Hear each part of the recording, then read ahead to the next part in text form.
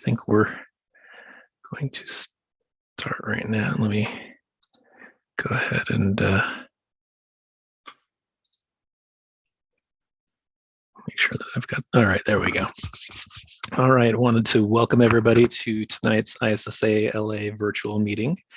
Our goal is to promote the management practices that will ensure the availability, integrity, and confidentiality of information. So welcome, glad you could join us on this drizzly night here in Los Angeles. Wanted to give a special mention to our board of directors, including Richard Greenberg, our president, Dave Wittenstein, our vice president, and others.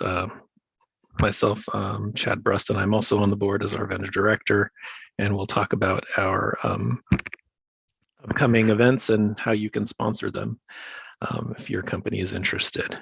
So this is the group that makes the magic happen, if you will, here every month.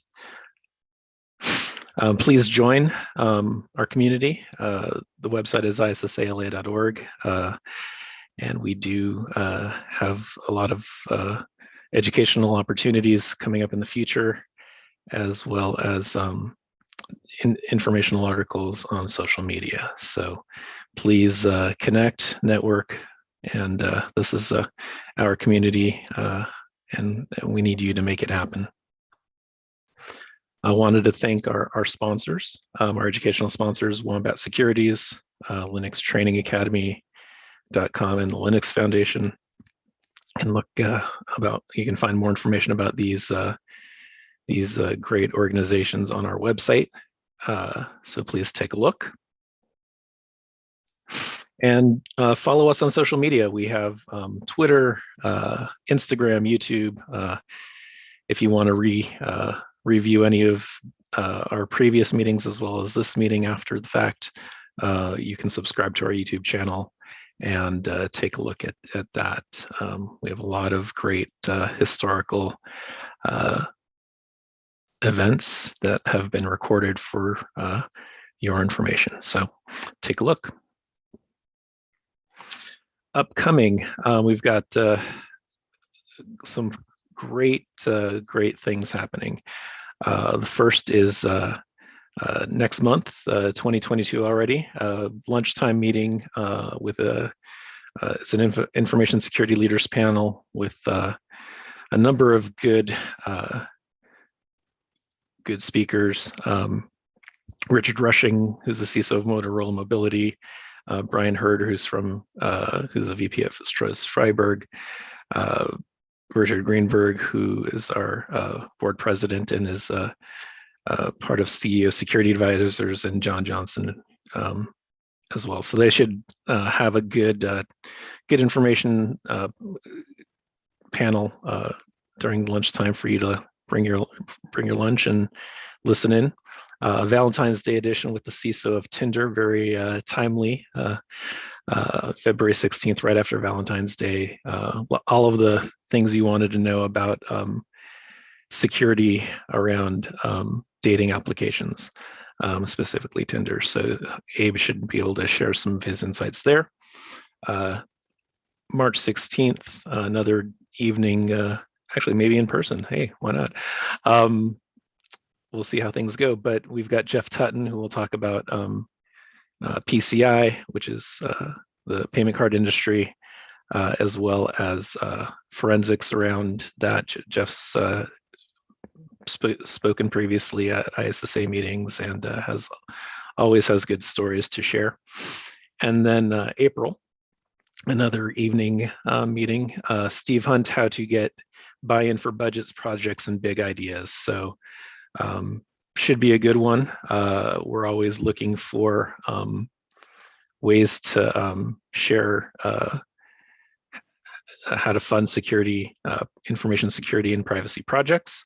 And this might be a great opportunity to learn a little bit more. So I think that is it with upcoming meetings. If you're interested in sponsoring one of these virtual or in-person events in 2022, take a look at our website. We have a prospectus. Reach out to myself Chad Brustin, vendor director at ISSA-LA.org. So you can take a look at that, and let me close out of this PowerPoint, and we will get going there. All right. 1 second here.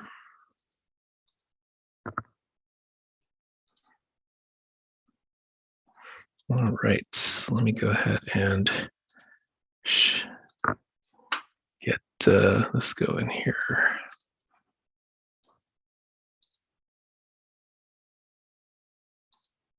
All right.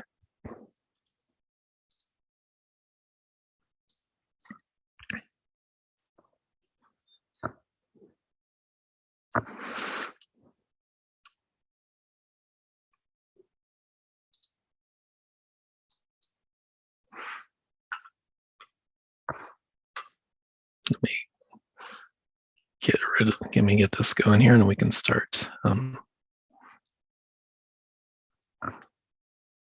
right, here we go. All right. So thanks for coming to tonight's ISSA-LA virtual meeting. I'm Chad Brustin. The topic tonight is information security and privacy for startups, building a world-class program from the ground up. Will probably, we've got about an hour or so and leave some time for questions. Unfortunately, with the format, it's not as interactive as I would like, but I will be pausing at certain points throughout to take questions. There is a Squidoo link that I can, let me find that real quick. It was in the last slideshow, but let me get that real quick. I guess that's kind of important, otherwise we're not going to keep.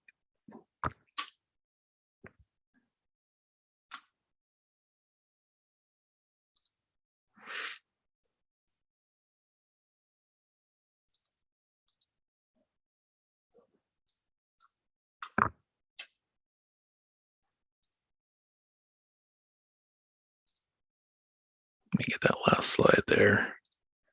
All right, so you can go to app.sli.do and enter the code ISSA-LA. So if you want to post questions, feel free to do that. Let me go ahead and get this link opened up, and we can take a look. Thank you.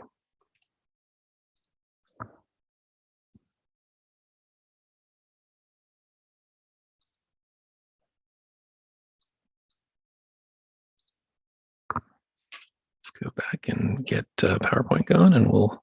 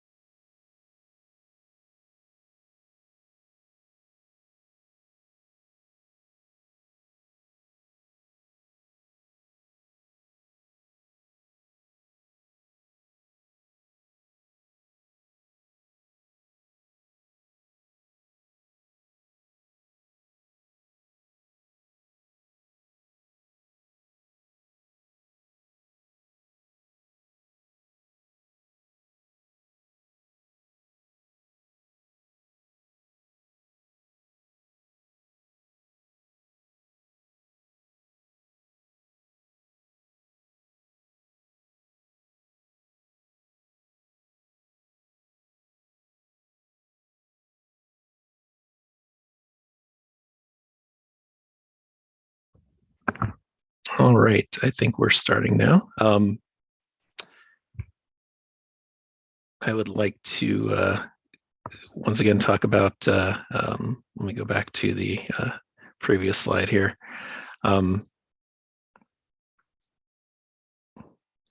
We're talking about information security for startups and how to build a world-class program.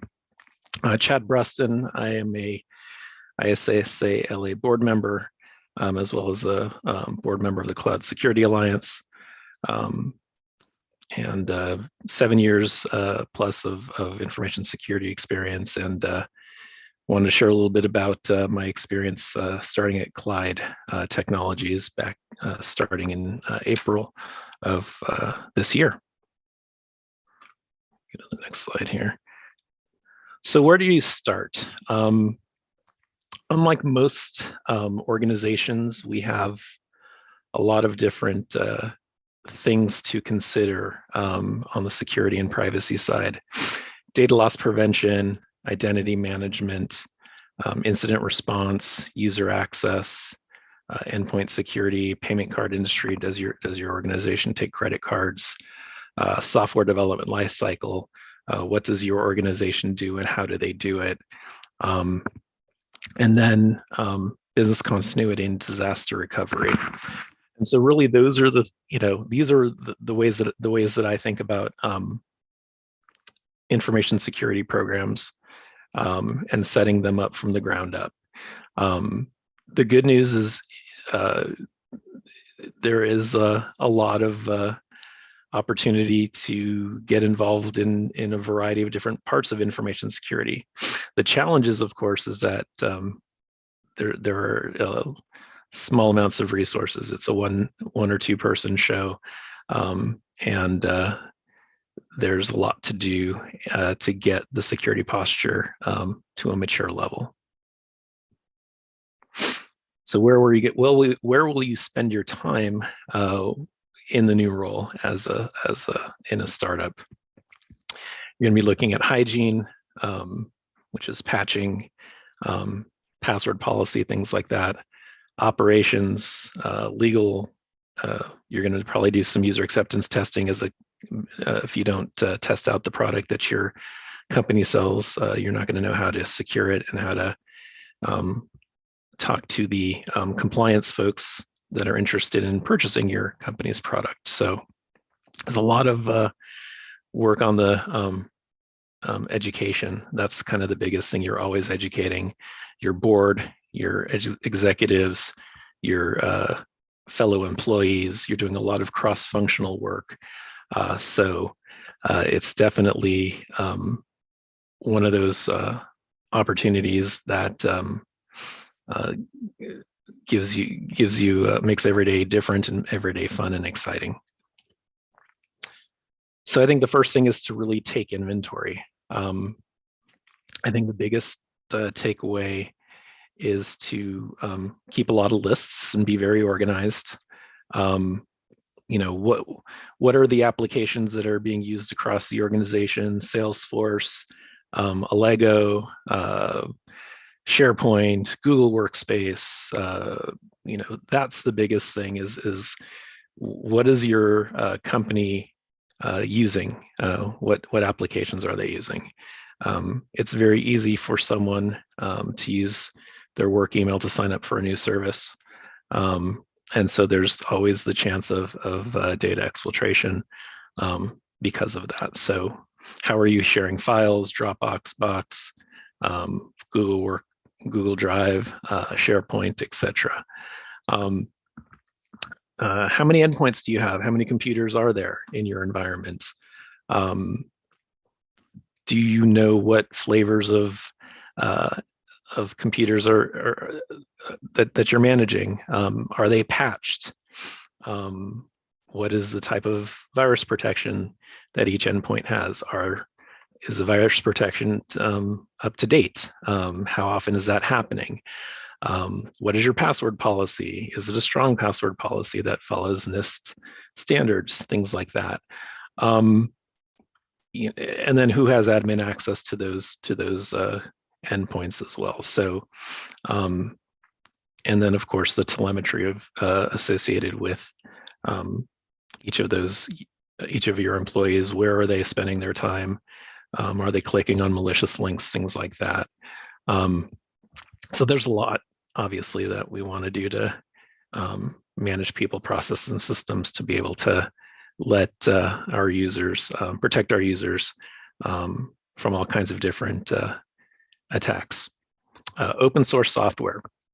You're going to need this for two reasons. One, open source libraries, as we all know, are vulnerable. And then you need to understand how those open source libraries are being used. Some are patchable, some are not. Are they calling something in a vulnerable way or not? And so really being up to speed on what open source software is out there as part of your bill of materials. What's really important as well is the licenses that are associated with each of those pieces of software. You're going to need that to protect your intellectual property. And if your company is going through a round of funding, the funders will want to know that your software is protected and has the right type of open source license. So that is a question that will come up at some point during your tenure, and there's a lot of great tools out there to like SNCC, Shift Left. There's a lot of tools out there that will help you to get that open source list. And then the last thing is risks. And we'll talk about that in a second. As a security practitioner, it's important for you to understand, one, who owns the risks. The corporate risk is not yours. It is the CFO's usually. The CFO needs to know that he or she owns the risk. That's the first part of that educational component that I mentioned earlier. And then, of course, prioritization based on risk. And we'll talk about that in a second, and then how to align, or the best ways to align risk, the risk register, and more importantly, prioritization around budget. Where do you spend your money? Does the money in your budget align with the risks on your risk register? So archaeological expeditions, and I think this is a great image here at Indiana Jones trying to take the idol away, and it's very similar in that sense. As you're first starting out, you've interviewed at the company, you have an idea of what the attack surface looks like, an idea of what the company's building. In my case, Clyde offers warranties, a warranty plug-in through BigCommerce or Shopify for companies that want to add a warranty to their product. Similarly, you're going to want to look around across the organization for these artifacts.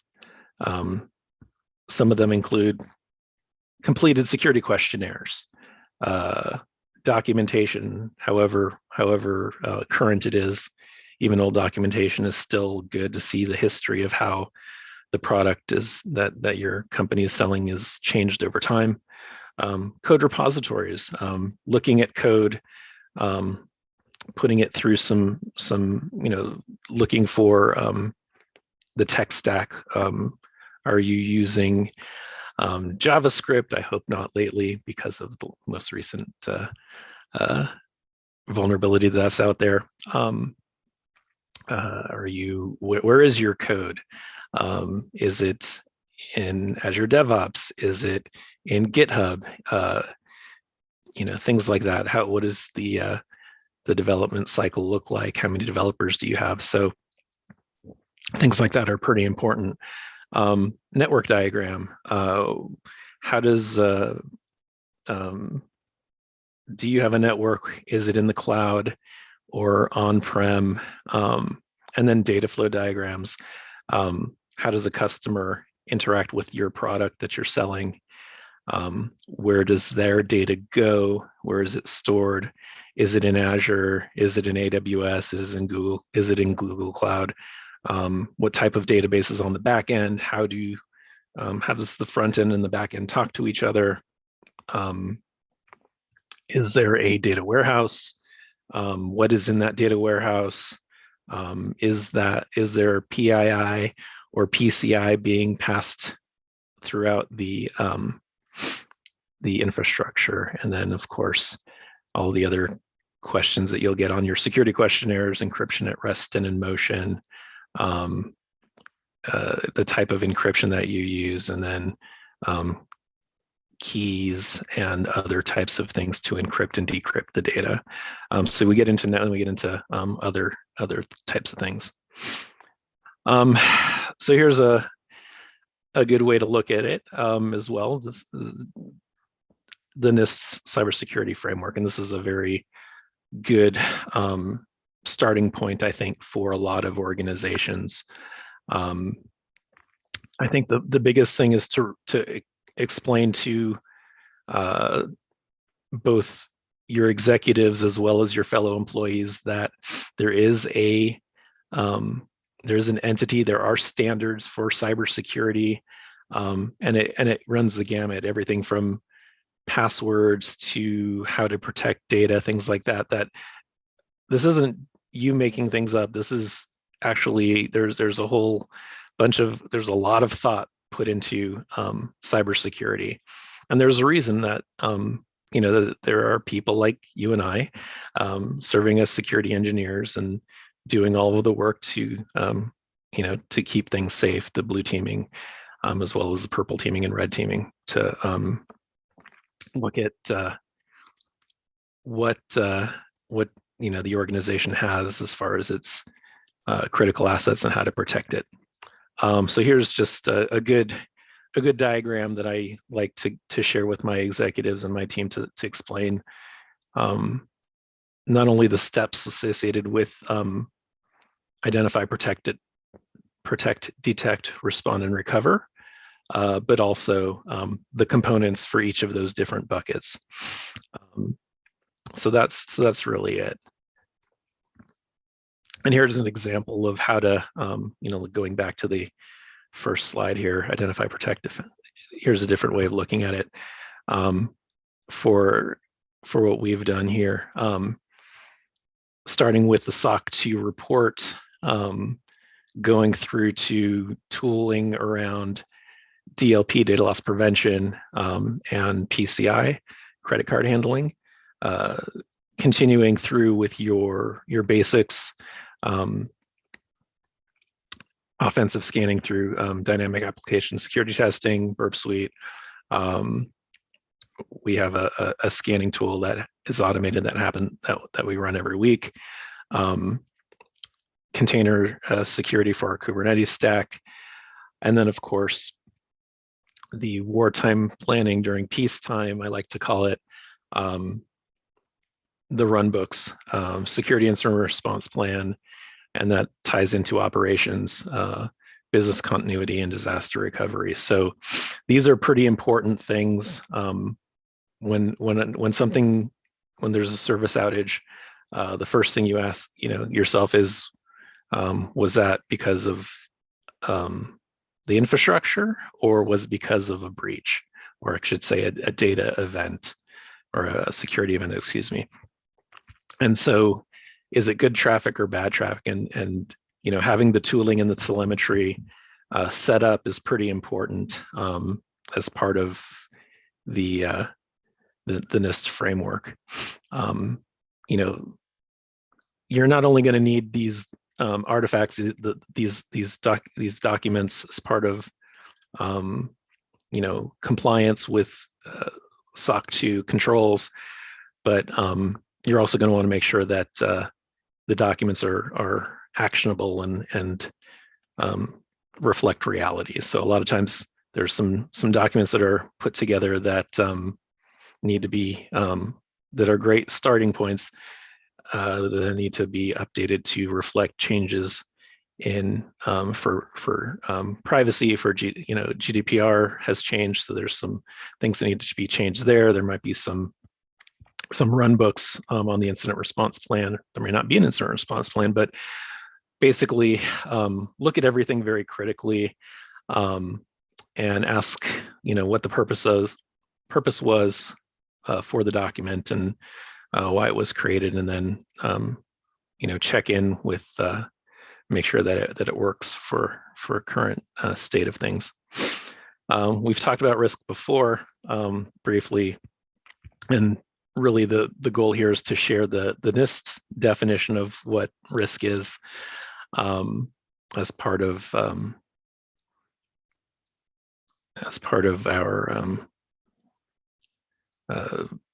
risk program. Qualitative and quantitative risk, that's pretty important to both communicate and measure. And so really the idea of risk in the security, from the security perspective, is a little bit different, but very important to communicate. So that's all right. The next thing is a risk register. And so there are tools that you can use to, oops, let me go back one real quick. All right. So risk register, and this is kind of key. It's important to go through this exercise with, not by yourself. This is a team exercise with the executives, your CTO, and other stakeholders for two reasons. One is so that you can educate them on what we're doing as a company and where the security program's going. And then the second is to communicate what the business thinks the priorities are and how the business does a self-assessment around two categories.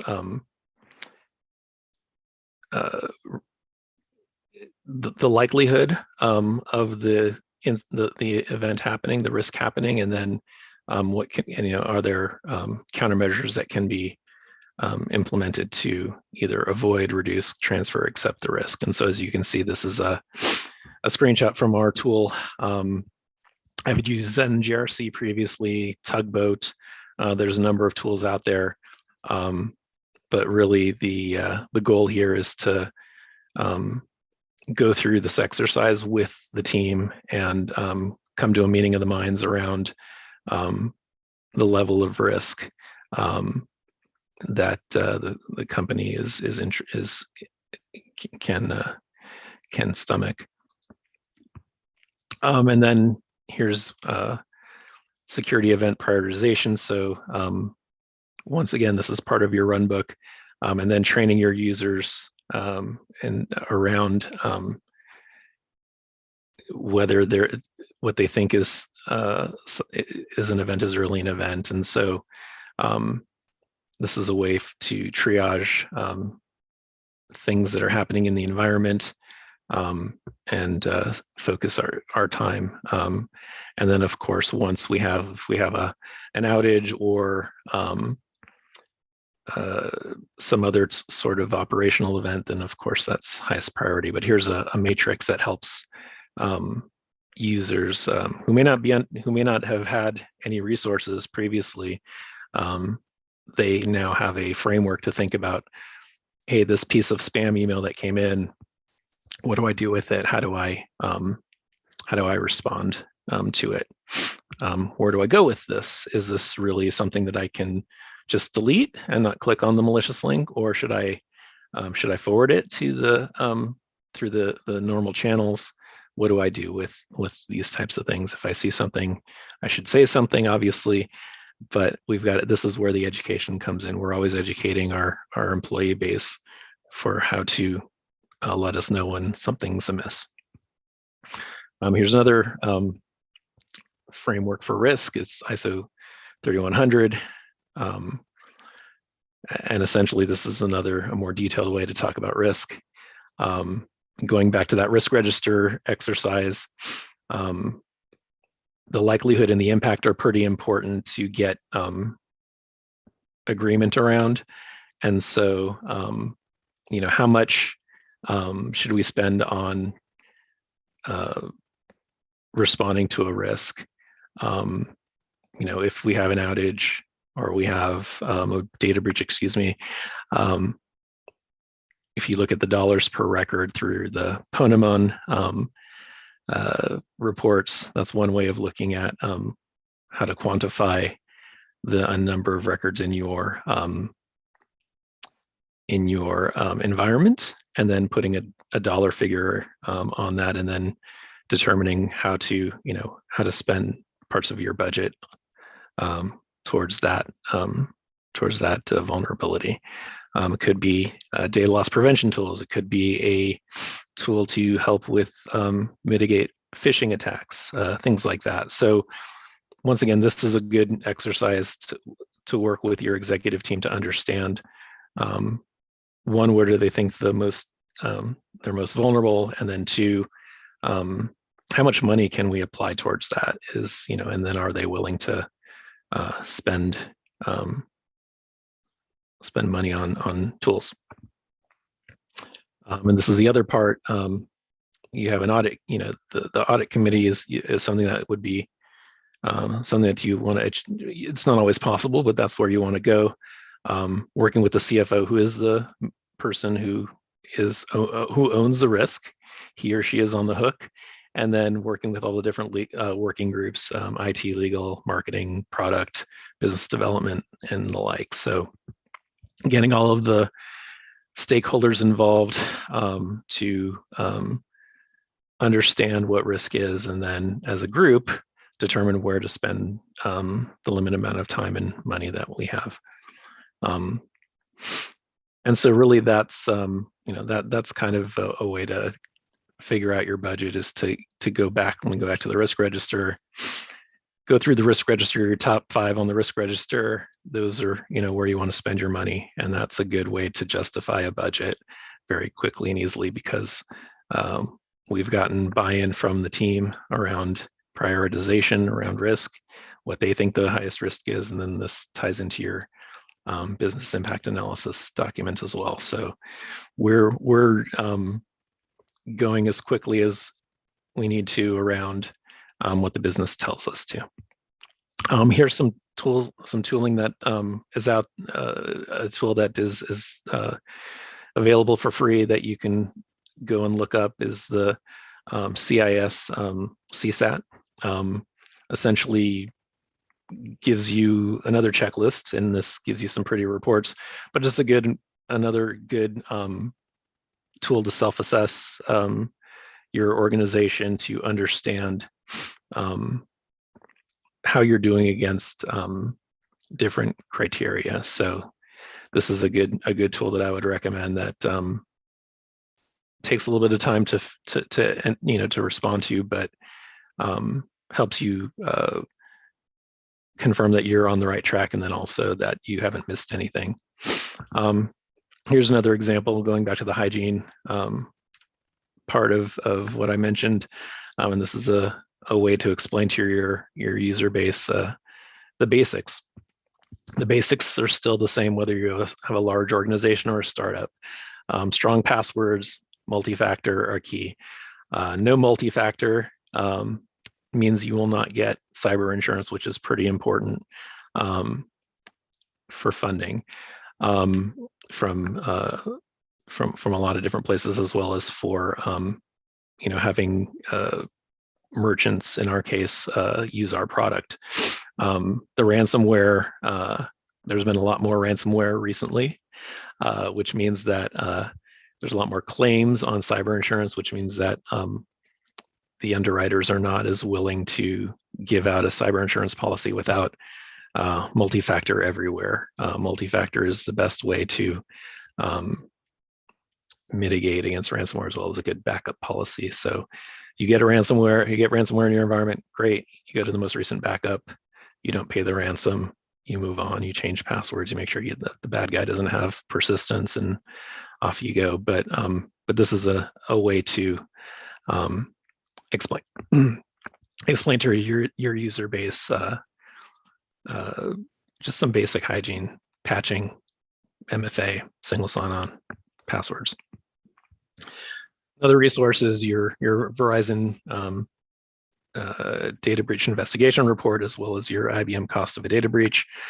These are other tools that you can use to, depending on which industry you're in, to help once again, there is literature out there. There's a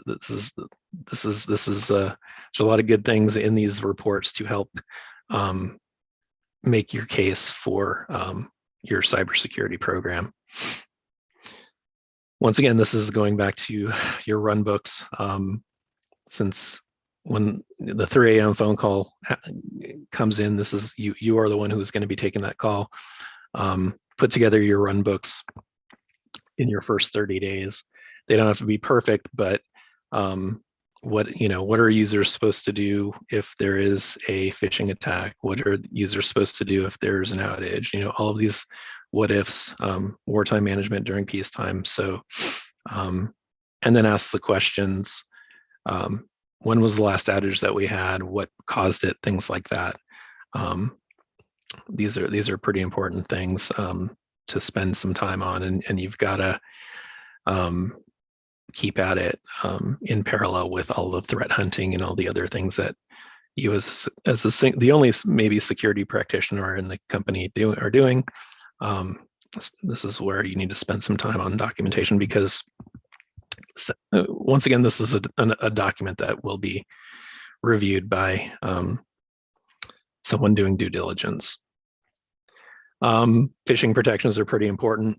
DKIM, DMARC, SPF, leverage MX Toolbox, look into vendors, Proofpoint, Mimecast, Cofense, etc. So these are, phishing is a pretty big attack surface. And so spending some time here is pretty important, especially with the DKIM, DMARC, SPF. There's a little bit of tuning that you can do very quickly to mitigate some of a big attack surface. Another checklist, another tool out there is AWS Well Architected. It's a good questionnaire that gives you another option to see if you've missed anything and get alignment with your team, both on the operations and the security side. Pretty good tool, and worth the time spent with your counterpart from AWS to make sure that you're following their best practices. Here's an example showing some KPIs around the workloads. And so, CloudWatch is key. And as we look at logs for good traffic and bad traffic, there's different metrics that you can look at that can help you to get to where you want to go. Let me take a pause here, and before we go into some startup metrics, and take some questions on Squidoo. Let me just pause sharing real quick. All right. Let's see. Questions. There's no questions so far. All right. So let me go back and let's see what else. Cool. Cool. All right. So I'm going to unpause here real quick and resume sharing. So we've talked about kind of the risk and risk register as a way to frame up the conversation around budget. The next part of it is really how do it's not like a bigger company that may have a SIM that has a lot of, that all the logs are coming of the telemetry that you are looking for, with a tool like, let's say, Datadog, or some other, let's say, SnapLogic, or some other Sumo Logic. So, or even, some other logging tool. So you've got to start somewhere. And so really the way to look at it is kind of starting from, let's say, basics. So security scorecard, good service. BitSight is another one that basically takes your IP addresses that are in the public domain with ARIN, and they give you a score, and they tell you, how are your security headers looking on your website? Have they found anything in the public domain that leads to, that indicates some sort of compromise? And so These are not perfect. There's nothing perfect, but they are good starting points to give you a 360 view of your organization. Um, how does security scorecard look at your DNS health? In a past company, we had old IP addresses that were registered in ARIN that were not ours, and that were showing a indicators of compromise. So it's part of that inventory. Do I know all of the IP addresses in my environment?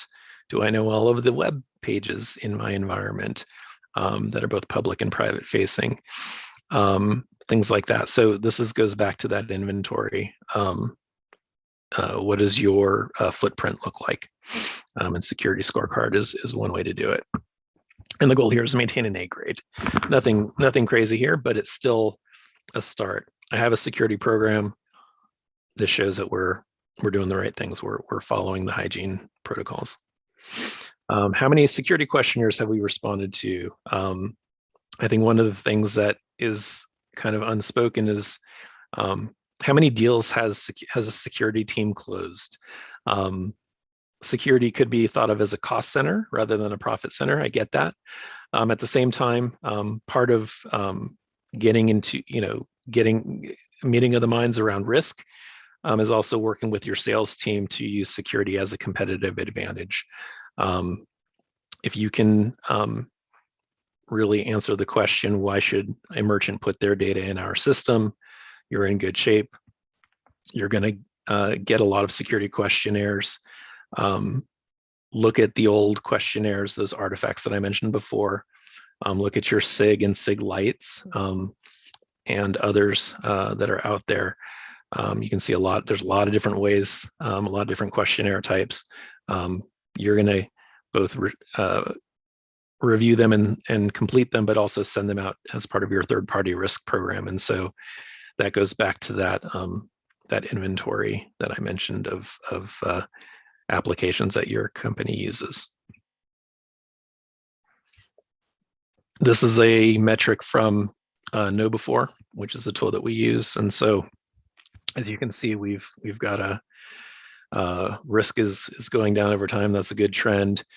We do a lot of education around how to keep, personal incident response program for employees. Employees understand that not only do they have banking information, but social media. And so reminding your users, just like you would at work, put on multi-factor, same idea for your social media, your Instagram, your Facebook, turn on your second factor of authentication, get your rolling token going with Google Authenticator or Duo or whatever you use, etc. Same idea here with internal phishing campaigns. There's a lot of tools out there. Proofpoint has the tool. There's a lot of others we use KnowBe4.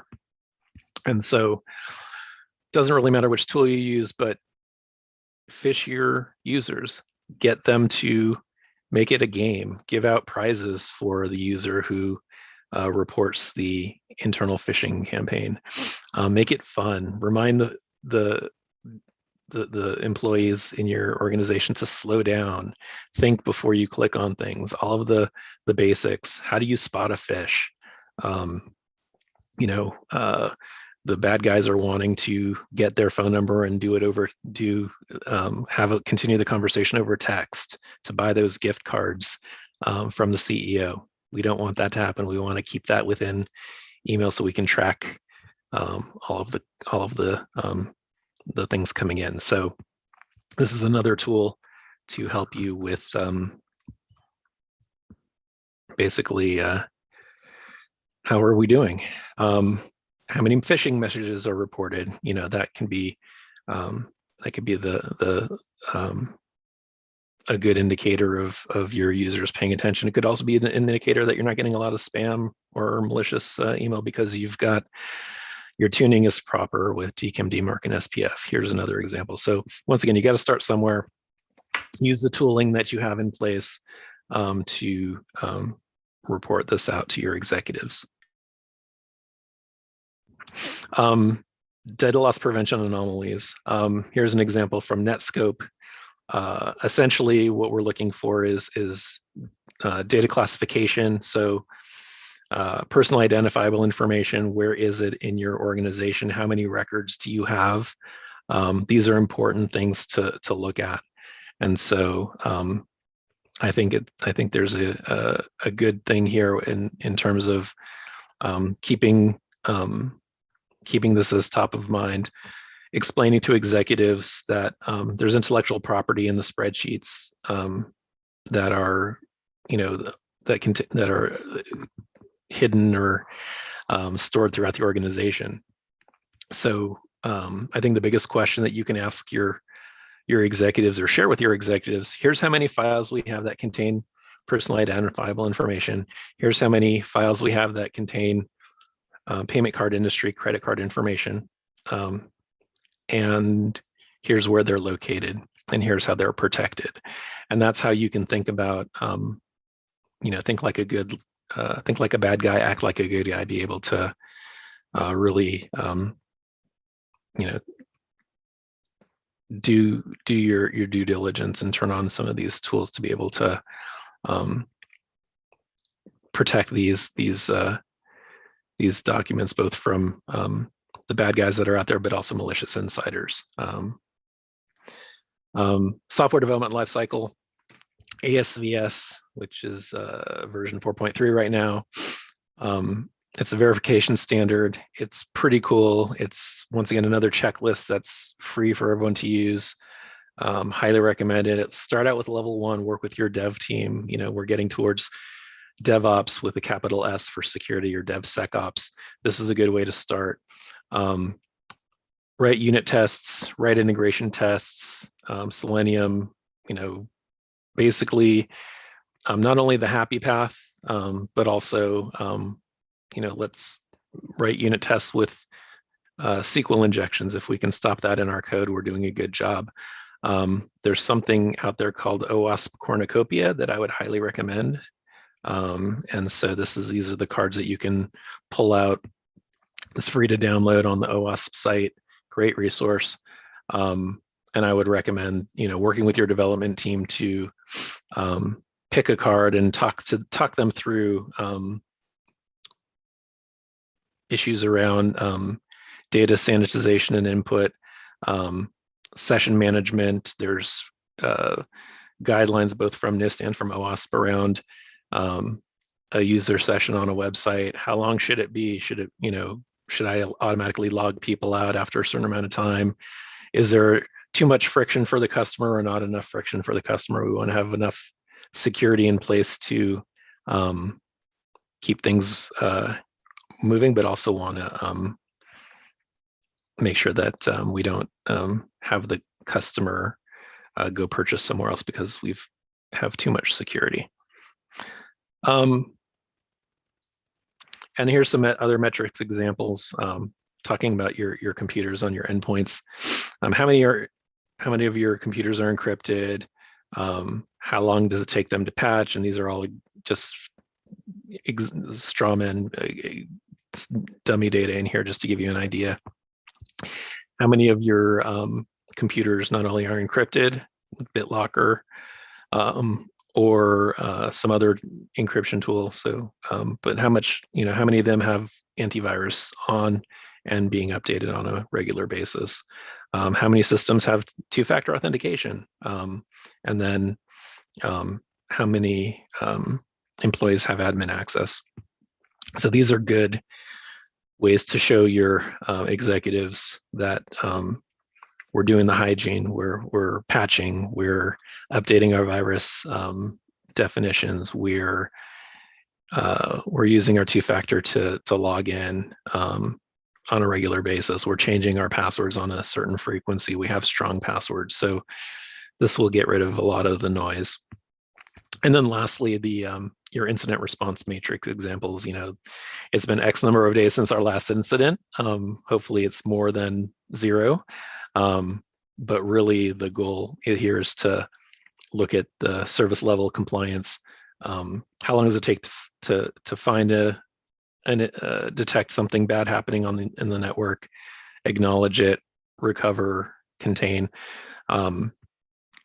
look into forensics partners, sign up for a program so that you're not negotiating a new PO while you're in the middle of an incident.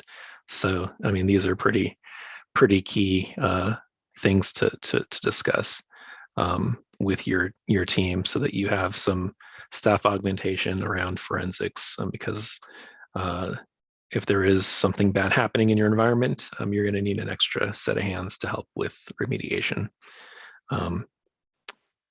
Let's see what else. I think that is it. We are at the end of our end of my slides. There's time for any questions.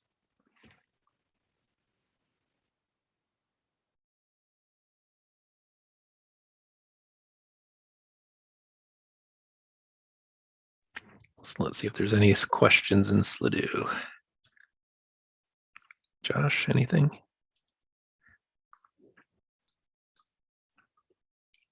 All right. Let's see, we've got, all right, SOC, all right.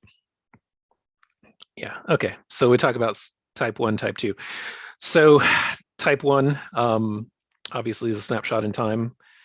It is the cost of doing business. This is the first thing that you want to do. We are in the middle of our SOC 2 type 2. That takes more than, it takes 6 months to a year. So depending on what your auditor says, you want to get a baseline. You want to do a SOC 2 type 1 just as a start. And then for those controls, you'll either have weekly, monthly, or quarterly or annual evidence that you have to gather. So that's what we're in the process of doing right now. I have a tool that I use where I upload evidence on a certain cadence based on each of the controls, everything from user access reviews to screenshots from different systems, confirming that our security posture is set up properly.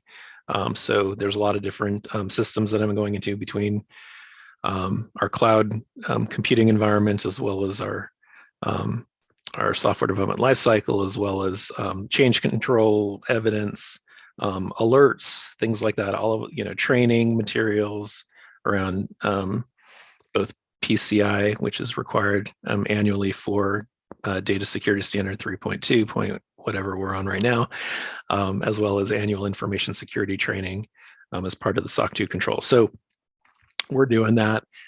You have to start somewhere. A type 1 is fine out of the gate. It's a good thing to have for two reasons. One, to show that you're doing the right things, and then to your customers, your merchants. And then the second thing, it's if you pass the type 1, great. You still have to do a lot more for the type 2, and it does show the business the level of effort needed to do one of these reports, and it helps you to justify the need for a security program, because you're not only doing it during a snapshot in time for the type 1, but you're doing it ongoingly. So that's pretty important as well. All right, so how long did it take to build up a program like this? I'm still doing it. It's been since April. I started beginning of April, the first day on the job. We were in the middle of a pen test, so that was exciting. And then the first month we knocked out our SOC 2 type 1. So a lot of that had to do with a good foundation that was that I had in place that I could build upon. A lot of times you have maturity in some areas and not others, and that's just skill set of the team as well as tooling. And so, for instance, some startups you could come in and it's all bring your own device, which is interesting. In this case, we have our tooling for and that sets policy for endpoints for all of our computers. The computers each have their own agent on them.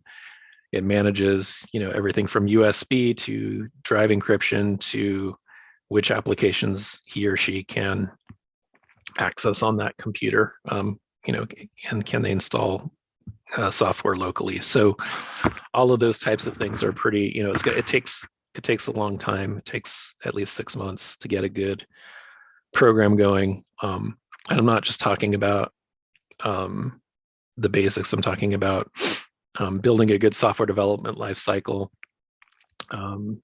improving, you've got people, process, and systems. So improving processes as well as, putting in some additional linting and other tools to look at the code base for vulnerabilities and things like that.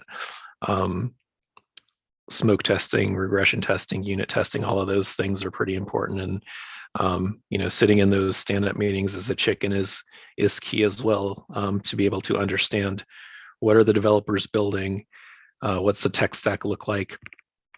I've got to subscribe to all of those different,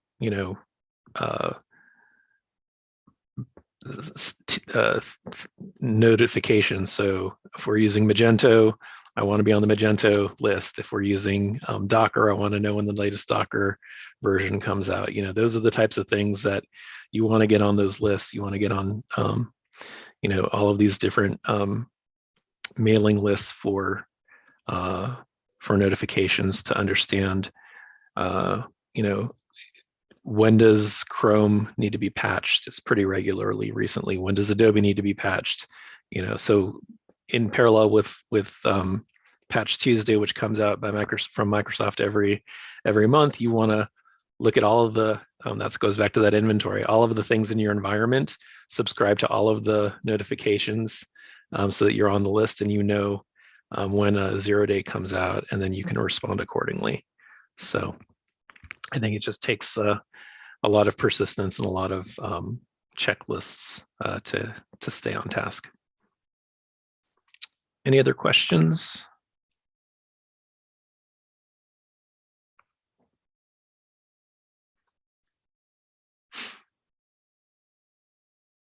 Anything else? How are we doing on time? No more questions. All right. Feel free to reach out to me with any follow-ups. Vendor director at ISSA-LA.org. It's on the website. If you want to talk to me about startup security, happy to do so. Anyone looking for work as well, I get a lot of inquiries, and I'm happy to pass them along. So happy to spend the time. That's why myself and Josh volunteer on the board.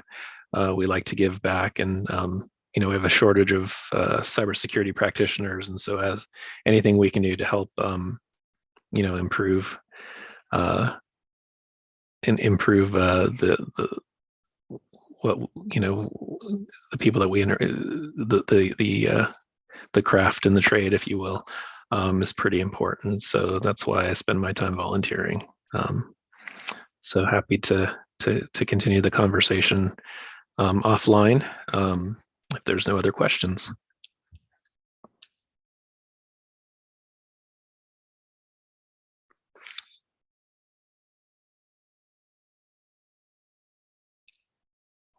Last call for raffle. Huh.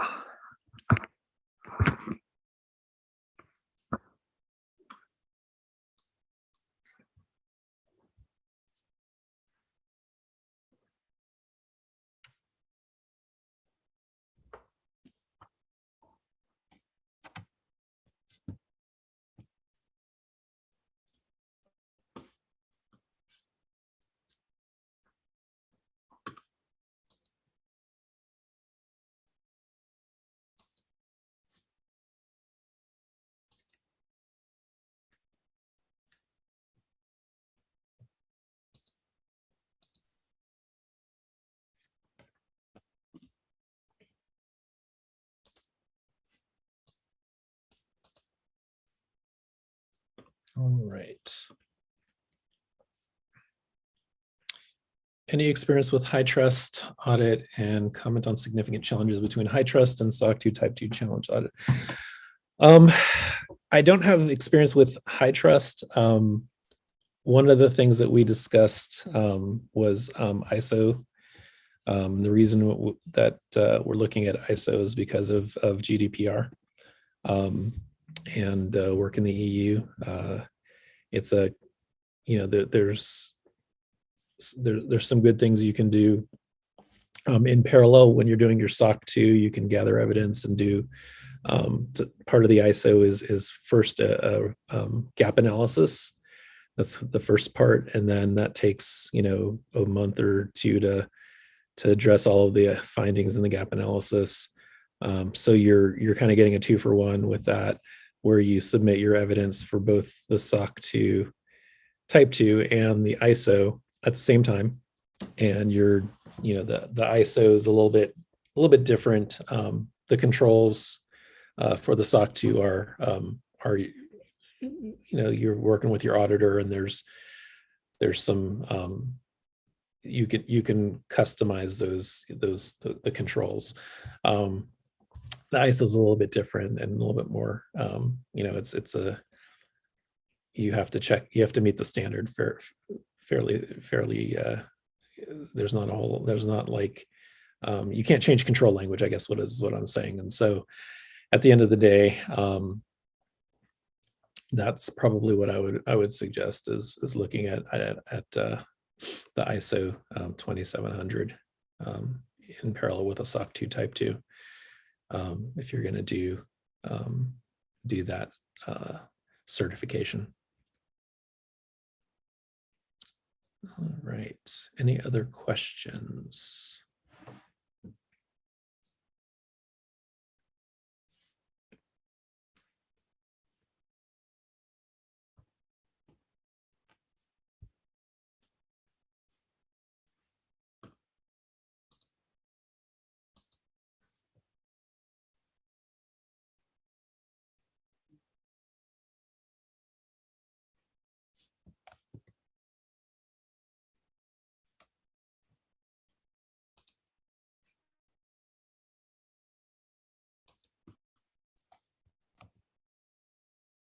Okay. I think that is it. Once again, thank you for attending tonight's virtual event, and we're going to go ahead and do the raffle now. All right.